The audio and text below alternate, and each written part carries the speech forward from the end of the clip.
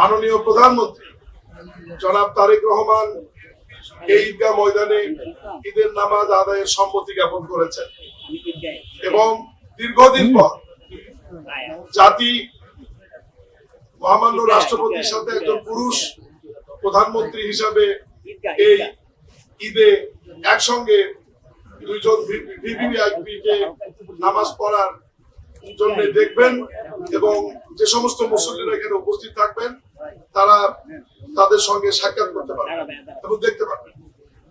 বরাবরের মতোই যে আয়োজন থাকে সেরকম আয়োজনই থাকবে।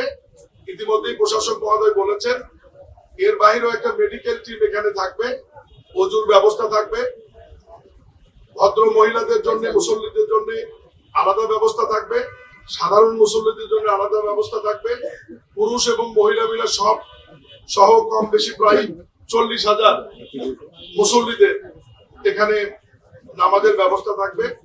আমরা আজকে এসেছি সর্বশেষ আয়োজনের অবস্থাটি দেখতে। আপনারা আমাদের পক্ষ থেকে, আয়োজকদের পক্ষ থেকে জাতির সামনে তুলে ধরবেন এই বিষয়টি এবং আমি আবারও বলি ঈদের নামাজ অনুষ্ঠিত হবে সকাল 8:30টায়।